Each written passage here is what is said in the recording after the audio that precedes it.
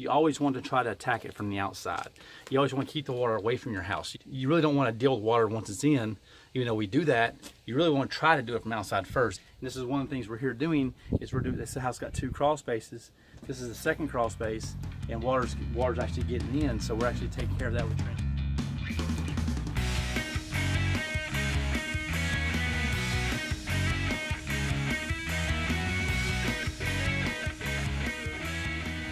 So this is a house that we came to, and the people who framed this house originally was going to put a garage here with a slab. Now, how I know this is, I used to be a home inspector, but how I know this is my experience. You can see right here with the boards just come straight up and down right here, okay, and the block stops right here.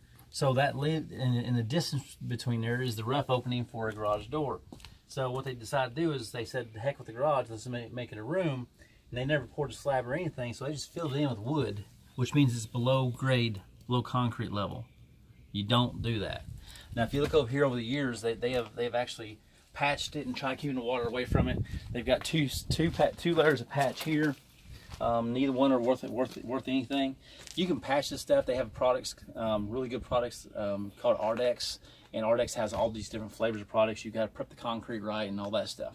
However, in this situation, the best thing to do, because you got cracks here, there, I mean, you get so many cracks in this driveway, it's best, if you'll back up, you'll see, it would be best just to take this concrete here, draw a chalk line, and cut this concrete out and just replace it and pour it, and then you can turn around and bring the original concrete up where you need to, get rid of this part here, put block in, like you should, block that up, and that gets rid of all the ugliness, for one. For two, it makes it to where water can't get into the crawl space. And this is one of the things we're here doing, is this house got 2 crawl spaces. This is the second crawl space, and water's actually getting in, so we're actually taking care of that with trenches and sump pumps. But really, I told the homeowner, you really want to attack this thing. You always want to try to attack it from the outside. You always want to keep the water away from your house. You really don't want to deal with water once it's in. Even though we do that, you really want to try to do it from outside first. If you can't, if it's hydrostatic, then you have to do it from inside, no matter what anybody says. You have to.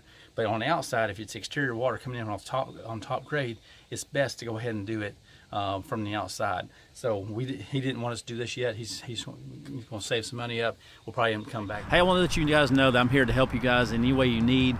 You have a foundation issue, you found cracks. If you think you have foundation issues because you have cracks inside your house, door jams, and your ceilings are sagging, your floors are sagging, you get some soft spots, foundation-wise, we're here to help you.